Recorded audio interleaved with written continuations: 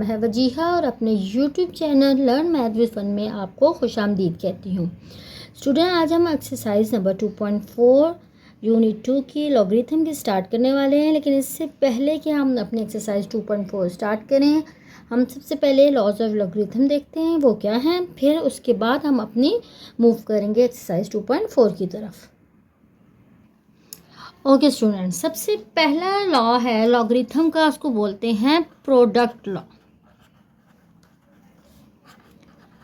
Product law आपको word से ही पता चल रहा होगा कि यहाँ पे प्रोडक्ट हो रही है। अच्छा स्टूडेंट्स, यहाँ पे देखिए, अगर मैं कहती हूँ कि मैं लॉग जो है अप्लाई कर रही हूँ किसी ऐसी टर्म के ऊपर जिसका प्रोडक्ट हो रहा हो, एक्स वाई, यहाँ पे दो चीज़ों का प्रोडक्ट हो रहा है, ठीक है, दो नंबर्स का, या जिसको हम एक्स और वाई लेट कर रहे हैं, इनका प्रोडक्ट हो रहा है, ठीक है। उसकी बेस मैं कह देती हूँ, इनकी बेस है बी, ठीक है।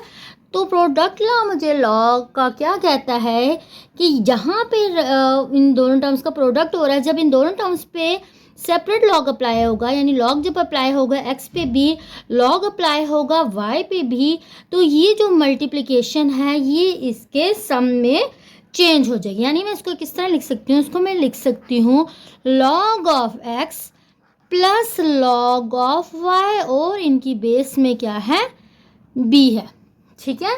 तो ये प्रोडक्ट लॉ हमें क्या कहता है, the logarithm of the product, logarithm हम ले रहे हैं इनकी प्रोडक्ट की, तो वो किसके इक्वल होती है, sum of the logarithm of their factors. यानी यहाँ एक्स और वाई अगर दो टर्म्स हैं तो इन पे जब सेपरेट लॉग अप्लाई हुआ तो वो मल्टीप्लिकेशन जो प्रोडक्ट थी वो उसके सम में चेंज हो गया, ठीक है स्टूडेंट्स। ओके, जो सेकंड इसका लॉ है वो हमारे पास है कोशेंट लॉ। कोशेंट लॉ क्या कहता है, अगर मेरे पास लॉ किसी ऐसी टर्म पे डिवाइड अप्लाई हो रहा है जिनका कोशेंट लिया जा रहा है, जैसे x डिवाइडेड बाय y, ठीक है, इनटू बेस b, तो जब इन दोनों टर्म पे सेपरेट मैं लॉग अप्लाई करूंगी, ऐसी टर्म जिनका क्वेश्चन लिया जा रहा है उन पे जब मैं लॉग अप्लाई करती हूँ सिंगल लॉग हर टर्म पे, तो ये क्वेश्चन जो है इसका चेंज हो जाता है डिफरेंस की फॉर्म में। यानी मैं इसको कैसे लिख सकती हूँ, लॉग ऑफ एक्स जो ऊपर टर्म है हमारे पास न्यूमिनेटर में, उसको ऊपर लिखेंगे, फिर इसका लिया जाएगा डिफरेंस, और जो नीचे हमारे पास डिनोमिनेटर में टर्म होगी वो यहाँ पे माइनस साइन के साथ लिख दी जाएगी, और क्योंकि बेस बी है तो यहाँ पे हम इसके साथ इसकी सेम बेस अप्लाई कर देंगे, ठीक है स्टूडेंट्स। हमने यहाँ पे फिलहाल अभी दो लॉस पढ़े हैं कि अगर टर्म्स का प्रोडक्ट हो रहा है और सिंगल लॉग अप्लाई हो रहा है तो इन दोनों टर्म्स पे जितनी भी टर्म्स होंगी उन पे जब लॉग अप्लाई होगा तो वो लॉ की प्रोडक्ट इसके सम में चेंज हो जाएगी। नेक्स्ट लॉ में क्या था, अगर लॉ किसी क्वेश्चन की टर्म्स पे अप्लाई हो रहा है तो हर टर्म पे जब सिंगल लॉग अप्लाई होगा तो क्वेश्चन इसके डिफरेंस में चेंज हो जाएगी। ओके, नेक्स्ट हम मूव करते हैं इसकी थर्ड लॉ की तरफ, जो कि हमारे पास है पावर लॉ। पावर लॉ हमें क्या कहते हैं, पावर ये लॉ हमें कहता है कि मैं सपोज करती हूँ एक टर्म जिसका लॉग लिया जा रहा है उसकी पावर n है, तो पावर लॉ ये कहता है कि जो इसकी पावर है ये लॉग से पहले आ जाए, यानी ये जो n अगर पावर में है तो ये लॉग से पहले आ जाएगा, और इसको मैं इस तरह से लिख सकती हूँ। ये हमारे पास है इसका पावर लॉ। ओके, जो इसका फोर्थ लॉ है जो हमारे पास इसका, वो है हमारे पास चेंज बेस लॉ।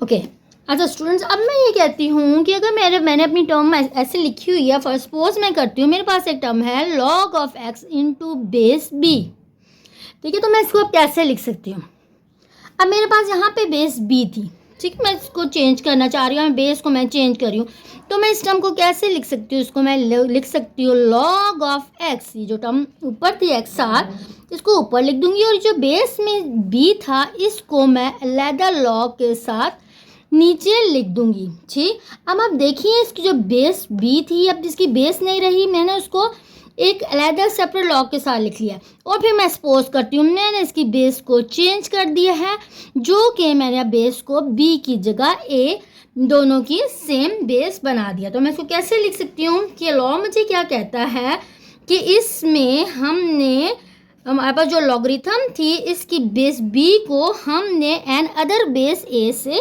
चेंज कर लिया है। ठीक है स्टूडेंट्स, यानी आपको लिखने का मेथड पता होना चाहिए कि यहाँ पे हम इसको कैसे लिख सकते हैं, log of x divided by log of b. ये हमारे पास 4 लॉज हैं जिनको हम अपनी एक्सरसाइज 2.4 में यूज़ करेंगे। तो आइए अपनी क्वेश्चंस की तरफ चलते हैं। क्वेश्चन नंबर 1 करते हैं। ओके स्टूडेंट, ये देखिए हमारे पास क्वेश्चन नंबर 1 है विदाउट यूजिंग कैलकुलेटर, यानी हमने कैलकुलेटर से या लॉग के टेबल को यूज़ करते हुए हमने इसका आंसर नहीं निकालना। ठीक है, तो हमने एवेलुएट करना है, यानी हमने लॉग को ख़त्म करना है और हमें कोई आंसर चाहिए, कोई नंबर चाहिए। ठीक है, विदाउट यूजिंग कैलकुलेटर, कैलकुलेटर को यूज़ किए बाहर। इट्स मीन कि हम यहाँ पे जो हमारे पास लॉग के रूल्स हैं हमने उसको यूज़ करेंगे। अब स्टूडेंट्स यहाँ पे देखिए हम दोनों साइड पे अपने लॉ के रूल को यूज़ कर सकते हैं। यहाँ पे मैं कौन सा लॉ का रूल यूज़ कर रही हूँ कि log of x by y हमारे पास होता है log of x minus log of y के इक्वल। यानी यहाँ पे हमें नज़र आ रहा है कि दोनों टर्म्स पे सेपरेट लॉग अप्लाई हुए हैं और बीच में माइनस का निशान है। मैंने दोनों तरह से अपने लॉग अप्लाई कर सकती हूँ। अगर ये टर्म मुझे गिवन है तो उससे मैं इस साइड लिख सकती हूँ और अगर ये टर्म गिवन है तो मैं इसको इस तरह से लिख सकती हूँ। अब यहाँ देखिए दोनों टर्म्स पे क्योंकि सेपरेट लॉग अप्लाई हुआ है, सबसे पहले तो मैं इसको सिंगल लॉग में कन्वर्ट करती हूँ। अगर बीच में माइनस का साइन है, सिंगल लॉग में कन्वर्ट करूँगी तो ये रकमें हमारे पास क्वेश्चन में आ जाएंगी। तो इसको मैं कैसे लिख सकती हूँ, लॉग ऑफ सिंगल लॉग मैंने अप्लाई किया और इसकी बेस दोनों की बेस में क्या है हमारे पास 2 है और जो ये टर्म्स हमारे पास आएंगी ये मेरे पास इसके क्वेश्चन में आ जाएंगी। अब मैंने यहाँ पे क्या किया कि मैंने यहाँ पे इसकी कैंसिल आउट कर दिया। 9 1 ज़ा 9, 9 2 ज़ा 18, तो मुझे आंसर मिला log of 2 to the base 2। अब यहाँ पे जो हमने लास्ट लॉ पढ़ा था, मैंने आप लोगों को क्या बताया था कि स्टूडेंट्स हम इसको कैसे लिख सकते हैं, हम इसको इस तरह से लिख सकते हैं लॉग ऑफ 2 और बेस को हम यहाँ पे चेंज करके यहाँ पे इस बेस को भी हम इस तरह से लिख सकते हैं। इट्स मीन कि ये दोनों टर्म्स आपस में कैंसल आउट हो के हमने आंसर 1 दे देती हैं। ये क्वेश्चन में आपको समझाने के लिए जस्ट मैंने स्टेप किया था, वरना डायरेक्ट अगर आप देखेंगे ये लॉग जिस टर्म का लिया जा रहा है वो और उसकी बेस अगर सेम हो जाए तो वो हमें आंसर देगी 1। ठीक है, इससे फर्दर जो भी हम क्वेश्चन करेंगे अगर हमारे पास जिस नंबर का लॉग लिया जाए वो नंबर और उसकी बेस अगर सेम हो तो वो आंसर हमें 1 देती है, हम डायरेक्ट उसको 1 लिख लेंगे। ओके स्टूडेंट, सेकंड पार्ट करते हैं। अब आप यहाँ पे देखिए दोनों टर्म्स पे क्योंकि सेपरेट लॉग अप्लाई हो रहा है और बीच में एडिशन हो रही है। इट्स मीन कि जब मैं यहाँ पे लॉ यूज़ करूँगी लॉग का तो मैं इसको सिंगल लॉ में जब कन्वर्ट करूँगी तो ये हमारे पास एडिशन चेंज हो जाता है मल्टीप्लिकेशन के। ये देखिए log of x y equal होता है log of x plus log of y के, यानी यही चीज़ हो रही है ना। देखिए मेरे पास 2 लॉग की एडिशन हो रही है। ठीक है, तो मैंने यहाँ पे 2 लॉग की एडिशन हो रही है, तो जब मैं इसको सिंगल लॉग में कन्वर्ट करूँगी तो मेरे पास इन दोनों टर्म्स की मल्टीप्लिकेशन हो जाएगी। ये देखिए मैं इसको कैसे लिख सकती हूँ, लॉग ऑफ बेसिस में देखिए दोनों के सेम 2 है, बेस मैंने लिख ली और ये जो नंबर्स रह गए थे इन दोनों की क्या हो जाएगी हमारे पास प्रोडक्ट हो जाएगी। अब हमने क्या करना है, अब हमने इनको आपस में मल्टीप्लाई करवा देना और इसका हमने आंसर निकाल लेना है। मेरे पास आंसर आ गया 128। अब मैंने देखना है कि फर्दर किए मैंने तो लॉग को ख़त्म करना होता है। अभी इसका मतलब है कि ये टर्म अभी मेरे पास मज़ीद सॉल्व होगी। मैंने अब क्या करना है, मैंने यहाँ पे 128 का ले लेना है एलसीएम। अब मैंने इसको 2 के टेबल 2 6 ज़ा 12, 2 4 ज़ा 8, 2 3 ज़ा 6, 2 2 ज़ा 4, ये हमारे पास इसका एलसीएम आ रहा है।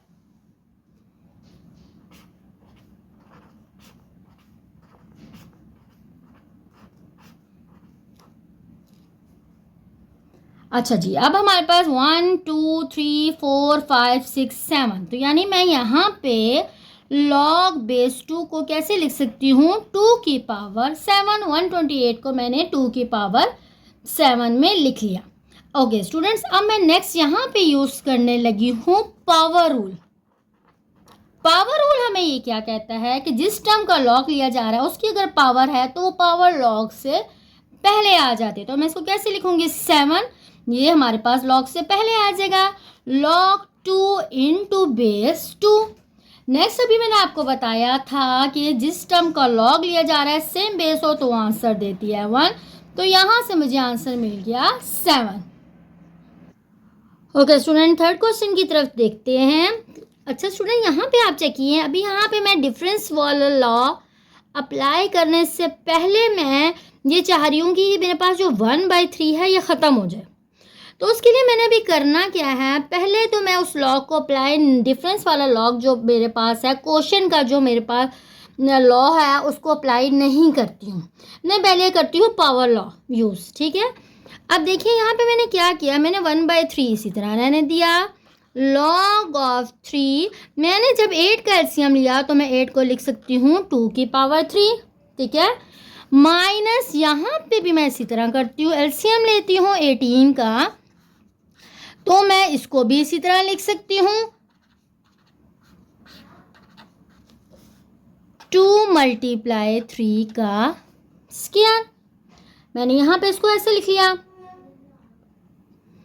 अब यहाँ पे स्टूडेंट्स मेरे पास जब मैं पावर रूल अप्लाई करती हूँ तो पावर रूल मुझे क्या कहती है, पावर मेरे पास लॉग से पहले आ जाती है।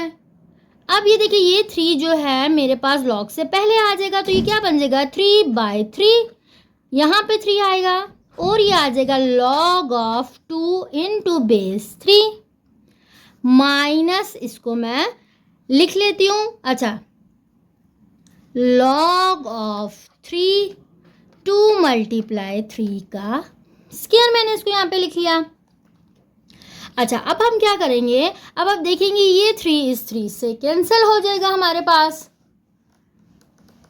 अब हमारे पास यहाँ पे रह गया log of 2 to the base 3 minus log of 3 2 - 3 का स्क्वायर। अच्छा, अब मैं यहाँ पे अब डिफरेंस वाला मैं रूल यहाँ पे इसको अप्लाई करती हूँ अपने क्वेश्चन में। अच्छा स्टूडेंट्स, यहाँ पे आप देखिए कि यहाँ पे क्या होगा कि अब मैं क्वेश्चन का रूल अप्लाई करती हूँ। तो क्वेश्चन का रूल क्या कहता है कि जो मेरे पास टर्म होती है लॉग की, क्योंकि मैं इसको सिंगल अप करने लगी हूँ, लॉग सिंगल करने लगी हूँ, तो मेरे पास ये लॉग एक दफ़ा लिखा जाएगा बेस 3 के साथ, और ये टर्म्स ये टर्म मेरे पास डिवाइड होके लिख दी जाएगी। ये टर्म 2 पर आती है और ये वाली टर्म यहाँ चली जाती है नीचे। ठीक है, अब यहाँ से मैं इस 2 को कैंसिल कर देती हूँ यहाँ पे इस 2 के साथ, और आगे मैंने क्या करना है, अब आप देखें यहाँ पे हमारे पास था log ऑफ 3 और यहाँ पे रह गया 1/3 स्क्वायर। मेरे यहाँ पे मैं लॉ ऑफ एक्सपोनेंट यूज़ करती हूँ, 3 को मैं ले जाती हूँ ऊपर, तो ये मेरे पास क्या बन जाएगा, जब लॉ एक्सपोनेंट यूज़ करती हूँ तो वो क्या कहता है कि इसकी एक्सपोनेंट का साइन हो जाएगा चेंज, अगर नीचे +2 है तो ऊपर जाके -2 हो जाएगा। अब ये मेरे पास टर्म क्या है, मेरे पास टर्म है ये log ऑफ 3 की पावर -2। अब मैं यूज़ करने लगी हूँ पावर रूल।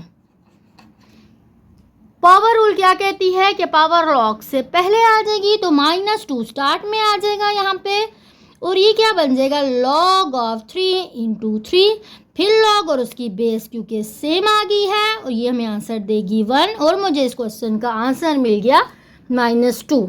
नेक्स्ट पार्ट की तरफ मूव करते हैं। ओके स्टूडेंट्स, यहाँ देखिए कि आप पहले तो यहाँ पे हमें आप देख सकते हैं कि बीच में दोनों टर्म्स पे लॉग अप्लाई हो रहा है।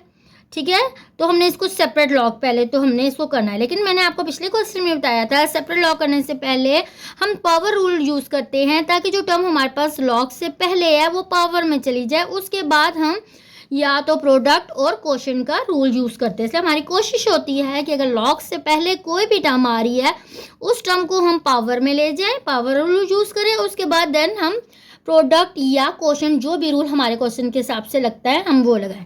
तो सबसे पहले तो मैं यहाँ पे इस 2 को यहाँ से हटाती हूँ। इस 2 को यहाँ पे पावर रूल यूज़ करते हुए इस 2 की पावर में मैं इसको ले जाती हूँ। ठीक स्टूडेंट्स, अब देखिए हमारे पास लॉग्स के स्टार्ट में कोई भी टर्म मल्टीप्लाई नहीं हो रही। अब मैं यहाँ पे बीच में क्योंकि एडिशन है तो यहाँ पे जब ये मेरे पास टर्म सम हो रही है, जब मैं इसको सिंगल लॉग में कन्वर्ट करूँगी तो ये दोनों टर्म्स आपस में मेरे पास क्या हो जाएंगी, मल्टीप्लाई हो जाएंगी। ये मेरे पास है 4, ये मेरे पास है 25। ठीक है स्टूडेंट्स, यहाँ पे मैंने इन दोनों को आपस में मल्टीप्लाई करना है। 4 और 25 को जब मैं मल्टीप्लाई करूँगी तो मुझे आंसर मिलता है 100। अब स्टूडेंट्स यहाँ पे मैंने तो लॉग को ख़त्म करना है। अब यहाँ पे ना मुझे कोई बेस नज़र आ रही है, तो अब हम करते क्या है स्टूडेंट्स, हमारे पास जब किसी टर्म की कोई बेस नहीं होती है तो हम इसको कंसीडर करते हैं कि इसकी बेस जो है 10 है, यानी हम उसको नेचुरल लॉ की कैटेगरी में लेते हैं बेस 10 को, और हम उसको कॉमन लॉगरिथम, ये देखिए यहाँ पे common logarithm is the logarithm with the base 10। ठीक है, तो ऐसा लॉगरिथम जिसकी बेस 10 हो उसको कॉमन लॉगरिथम कहते हैं। It is written as log of 10, हम इसको लॉग ऑफ 10 भी लिख सकते हैं और सिंपली लॉग भी लिख सकते हैं। यहाँ ये बताने का आपका मकसद ये है कि अगर सिंपल लॉग लिखा हुआ है इट्स मीन कि इसकी बेस 10 है। ठीक है, यानी ये कॉमन लॉगरिथम है, तो मैं इसको कैसे लिखूंगी, इसकी बेस को मैं कंसीडर कर लेती हूँ कि वो 10 है। अब ये कैसे लिखा जाएगा, अब मैं इसको उसी तरह यूज़ करके लिख सकती हूँ, ये log of 100 divided by log of 10। ये देखिए ये लॉग टर्म और ये जो बेस है इस पर अलग मैंने लॉग अप्लाई किया, ये जो हमारे पास चेन बेस का रूल है। अब मैंने यहाँ पे क्या करना है, देखिए मैं 100 को लिख सकती हूँ 10 का स्क्वायर।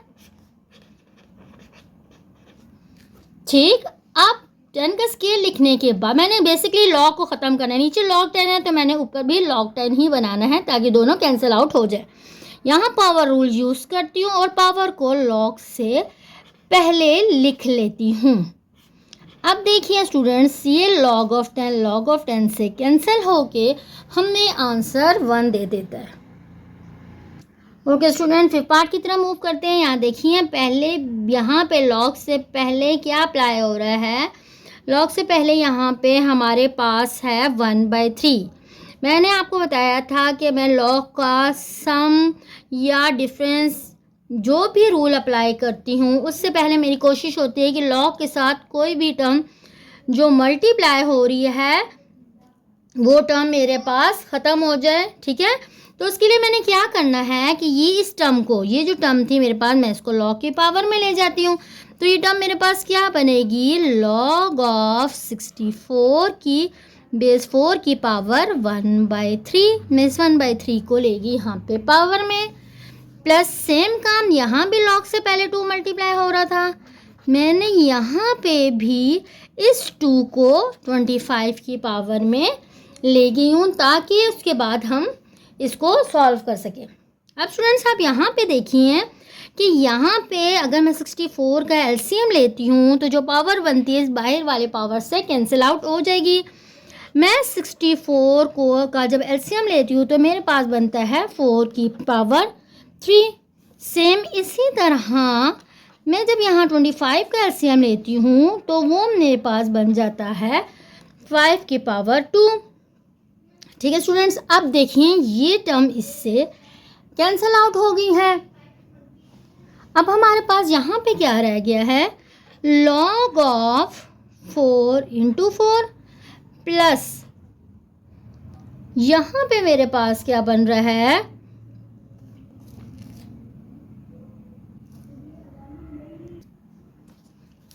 यहाँ पे हमारे पास बन रहा है 5 की पावर 4।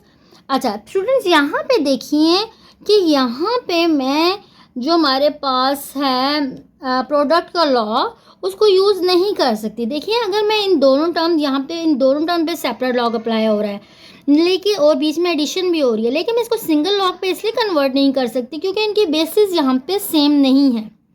ठीक है, पावर लॉ या क्वेश्चन लॉ जब भी मैं यूज़ करती हूँ तो मैंने देखना होता है जो दोनों टर्म्स हैं उनकी बेसिस सेम होनी चाहिए। यहाँ पे बेस 4 है, यहाँ पे बेस 5 है, इट्स मीन कि यहाँ पे मैं वो अपना पावर लॉ यूज़ नहीं कर सकती, प्रोडक्ट का जो लॉ है, सॉरी प्रोडक्ट लॉ, वो यूज़ नहीं कर सकती हूँ। ठीक है, इन दोनों टर्म्स की प्रोडक्ट नहीं कर सकती। तो मैंने यहाँ पे क्या किया, यहाँ पे आप चेक कीजिए, यहाँ से तो मुझे डायरेक्ट आंसर मिल गया है। नंबर और लॉग, जिस टर्म का लॉग लिया जा रहा है वो और उसकी बेस सेम हो, तो मैंने आपको पीछे बताया था कि वो तो मुझे आंसर दे देती है 1। यहाँ से मुझे आंसर मिल गया 1। यहाँ पे मैं कैसे अप्लाई कर सकती हूँ, ये देखिए, लॉग जिस टर्म का लिया जा रहा है वो और जो बेस है उन दोनों को मैंने इस तरह से लिख लिया। ठीक है, चेन बेस वाले लॉ में जिस तरह से हम करते हैं कि फर्स्ट टर्म ऊपर लिखी जाती है, जो बेस वाली टर्म होती है उसको लॉग के साथ सेपरेट लिख दिया जाता है। अब देखिए यहाँ से मुझे क्या मिलेगा, यहाँ से मुझे 1 मिला और यहाँ मैं अगर पावर यूज़ करती हूँ तो पावर को लॉग से पहले ले आती हूँ। अब देखिए मेरे पास ये log of 5, ये log of 5 से कैंसिल हो गया, मेरे पास यहाँ रह गया 1 + 4 जो कि मुझे आंसर मिल गया है 5। ठीक है स्टूडेंट, नेक्स्ट क्वेश्चन की तरफ मूव करते हैं। जी स्टूडेंट, लास्ट पार्ट की तरफ मूव करते हैं। यहाँ देखिए, यहाँ लॉग से पहले कोई टर्म नहीं है, यहाँ पे भी कोई टर्म नहीं है, इसका मतलब यहाँ हमें पावर रूल्स यूज़ करने की ज़रूरत नहीं है। मैं डायरेक्ट यहाँ पे प्रोडक्ट लॉ अप्लाई कर सकती हूँ दोनों टर्म्स पे, क्योंकि सेपरेट लॉग अप्लाई हुआ है। मैं सिंगल लॉग अप्लाई करके इन दोनों टर्म्स को आपस में मल्टीप्लाई करा सकती हूँ क्योंकि दोनों की बेसिस भी सेम है। तो यहाँ मैं इसको कैसे लिख सकती हूँ, log of 3 बेस में 3 है और यहाँ 12 और 0.25 को मैंने मल्टीप्लाई करा देना है। यहाँ से मुझे आंसर मिलेगा log of 3 और 12 और 0.25 को जो मल्टीप्लाई करूँगी तो मुझे आंसर मिल जाएगा 3। जिस नंबर का log लिया जाता है वो नंबर उसकी बेस दोनों ही सेम है, तो यहाँ से मुझे इसका आंसर मिल जाएगा 1। ठीक है स्टूडेंट, नेक्स्ट क्वेश्चन की तरफ मूव करते हैं, question number 2। Okay student, question number 2 की तरफ चलते हैं। देखिए क्वेश्चन नंबर 2 हमें क्या कह रहा है, राइट इन सिंगल लॉगरिथम। अच्छा, ये सिंगल लॉगरिथम वाला काम हम पहले भी कर चुके हैं। ठीक है, इससे पहले जो क्वेश्चन नंबर 1 था उसमें, लेकिन उसमें हमने क्या करना था, सिंगल लॉगरिथम में कन्वर्ट करने के बाद हमने उसको एवेल्युएट भी करना था, मीन्स लॉग को हमने ख़त्म भी करना था।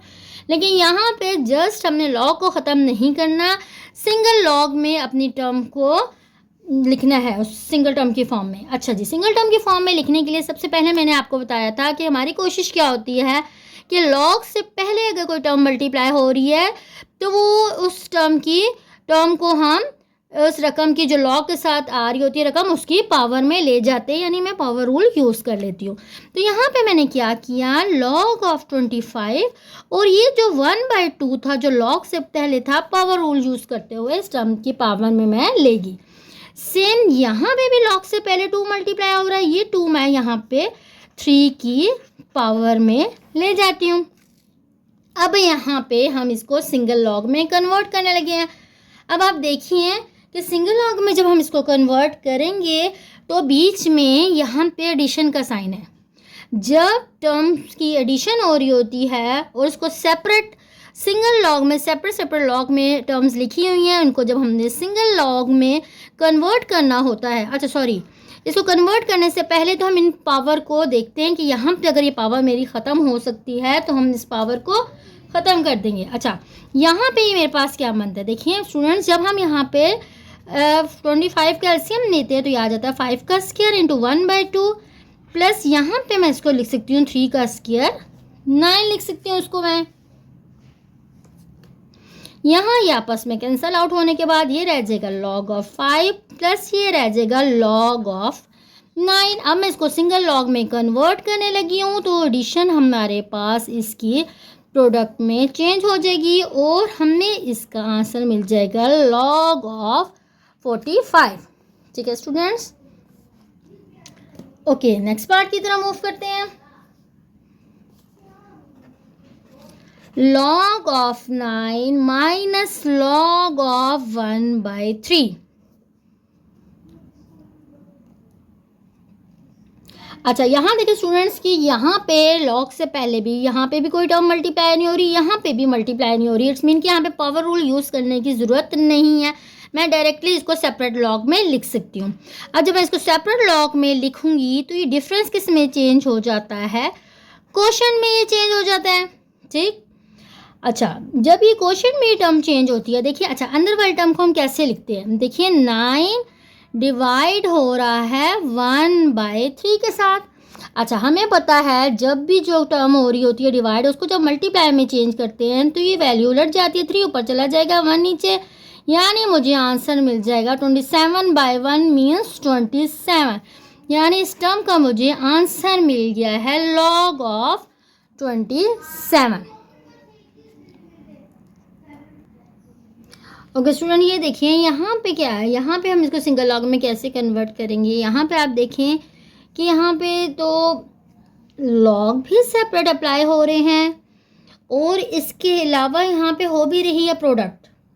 यहाँ पे तो हम कोई ऐसे रूल यूज़ नहीं कर सकते, क्योंकि लॉग का रूल ये कहता है कि अगर हमारे पास सेपरेट लॉग अप्लाई हो रहे हैं तो या तो इनके बीच में एडिशन होगी, या तो हम इसका इनके अगर एडिशन हो रही है तो हम सिंगल लॉग के थ्रू इसको प्रोडक्ट लॉ में चेंज कर सकते हैं, या अगर डिफरेंस हो रही है तो हम इसको क्वोशंट लॉ में यूज़ कर सकते हैं।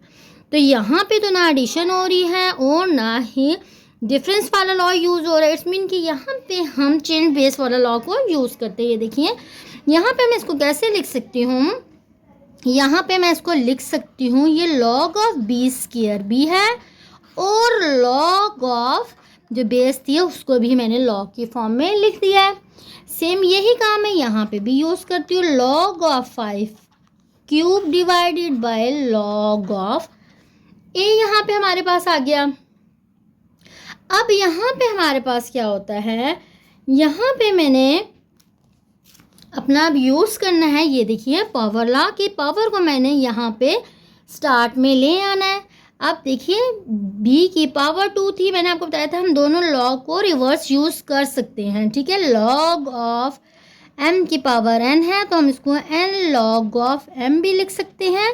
ठीक है, तो यहाँ से मेरे पास ये पावर स्टार्ट में आ जाएगी, तो क्या बन जाएगा 2 log of b divided by log of 5। Same इसको भी ऐसे ही लिखूंगी, 3 log of 5 divided by log of a। अब यहाँ करने से हुआ क्या, ये दोनों लॉग आपस में कैंसल आउट हो गया मेरे पास, और यहाँ से 2 और 3 का मैंने प्रोडक्ट किया, मुझे आंसर मिल गया 6, और मेरे पास क्या बच गया, log of b divided by log of a बच गया। अब मैं इसको सिंगल लॉग में इजीली कन्वर्ट कर सकती हूँ। कैसे मैं इसको लिख सकती हूँ, ये देखिए मैं इसको ऐसे लिख सकती हूँ, log of b into base a, क्योंकि हमारे पास हम इसको लिख सकते हैं ना, log of b divided by log of a, यही टर्म थी जिसको मैंने ऐसे लिख लिया और मैंने अपने क्वेश्चन को सिंगल लॉग में कन्वर्ट कर दिया है। ठीक है स्टूडेंट, उससे नेक्स्ट पार्ट की तरफ मूव करते हैं। नेक्स्ट हमारे पास है फोर्थ पार्ट इसका, 2 log of base 3 into x plus log of y into base 3।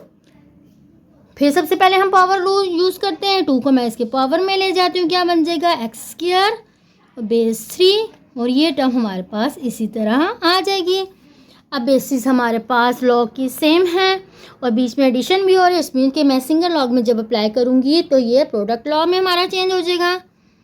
Log single log है, बेस 3 है और x² इंटू वाई, हमारे पास ये टर्म्स आपस में मल्टीप्लाई हो गई हैं।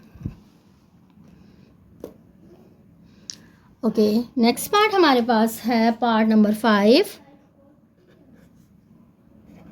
4 log of x into base 5 minus log of y into base 5 plus log of z into base 5। Okay students, again power law use करते हैं क्योंकि लॉग से पहले यहाँ पे में 4 मल्टीप्लाई हो रहा है। हमारे पास क्या बन जाएगा, लॉग ऑफ 5x की पावर 4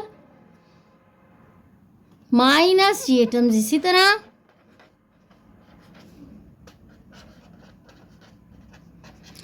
ओके, यहाँ पे स्टूडेंट्स देखिए हमारे पास 3 लॉग यूज़ हो रहे हैं। अब यहाँ पे हमने करना क्या है, जिन लॉग के दरमियान प्लस सिंगल लॉग में मैंने, क्योंकि इसको कन्वर्ट करना है बेसिस सम की सेम है। अब ये देखिए ये वाली टर्म और ये टर्म जिनको मैं अंडरलाइन कर रही हूँ, ये दोनों ऐड हो रहे हैं, ठीक है। अगर दोनों टर्म ऐड हो रही होती, जब हम इसको सिंगल लॉग में कन्वर्ट करते हैं तो ये मल्टीप्लाई हो जाती है, और जो वैल्यू हमारे पास माइनस साइन के साथ आ रही होती है उसको क्वोशिएंट लॉ के थ्रू हम नीचे ले जाते हैं। देखिए मैं इसको कैसे लिख सकती हूँ, सिंगल लॉग में मैंने अप्लाई किया और ये क्योंकि ऐड हो रही थी तो यहाँ पे x की पावर 4 और z हो गया मल्टीप्लाई, और जो टर्म माइनस के साथ थी जब वो सिंगल लॉग में कन्वर्ट हुई तो वो क्वोशिएंट लॉ के थ्रू नीचे डिनोमिनेटर में चली गई है। ओके स्टूडेंट, लास्ट पार्ट को करने से पहले आप देखिए कि हमारे पास जो है लॉग 2 तरह के होते हैं, कॉमन लॉगरिथम और नेचुरल लॉगरिथम। ऐसे लॉग जिसकी बेस 10 हो उसको कॉमन लॉगरिथम कहते हैं, उसको हम log of x into base 10 लिख सकते हैं, या सिंपली उसको हम लॉग ऑफ x भी लिख सकते हैं when no base is specified, यानी अगर हमारे पास कोई बेस नहीं गिवन, इट्स मीन कि उसकी बेस 10 है। The base of natural logarithm is e, natural logarithm की बेस e होती है और हम इसको ln ऑफ x लिख सकते हैं, ठीक है। तो इस पे भी हम सेम वही रूल अप्लाई होते हैं करते हैं जो कि हम लॉग के सेंस में यूज़ कर रहे हैं, ठीक है। तो यहाँ पे जो हमारा क्वेश्चन है, यहाँ पे ये देखिए ये हमारे पास क्वेश्चन नेचुरल लॉगरिथम का है, यानी ln के फॉर्म में यूज़ हो रही है, तो इसको मैं सेम उसी तरह सॉल्व करूँगी जिस सिंगल ln की केस में इसको या नेचुरल लॉगरिथम के केस में इसको मैं कन्वर्ट करने लगी हूँ, ठीक है। सबसे पहले वही चीज़ प्रोडक्ट रूल है। प्रोडक्ट देखिए ln से पहले जैसे लॉग से पहले कोई टर्म मल्टीप्लाई होती थी, उसी तरह यहाँ ये टर्म मल्टीप्लाई हो रही है, इसको मैं क्या लिख सकती हूँ, ln ऑफ a का स्क्वायर। सेम यही काम यहाँ पे लिखूँगी, क्या बनेगा, ln ऑफ b का cube minus ln of c की पावर 4। अब देखिए आपके पास, मैं इसको सिंगल ln में अप्लाई करने लगी हूँ, तो जो टर्म प्लस के साइन के साथ थी उनका आपस में हो जाएगा प्रोडक्ट, और जो माइनस के साइन के साथ थी वो टर्म हमारे पास नीचे चली जाएगी, ठीक है स्टूडेंट्स। आज हमारे पास एक्सरसाइज 2.3 का क्वेश्चन नंबर 1 और 2 कंप्लीट हो चुका है। सॉरी, क्वेश्चन एक्सरसाइज 2.4 का क्वेश्चन नंबर 1 और 2 हमारे पास कंप्लीट हो चुका है। इंशाल्लाह नेक्स्ट क्लास में हम इससे आगे क्वेश्चंस को सॉल्व करेंगे। आपको मेरा लेसन समझ आया हो तो मेरे चैनल को लाइक और सब्सक्राइब ज़रूर कीजिएगा। अल्लाह हाफिज़।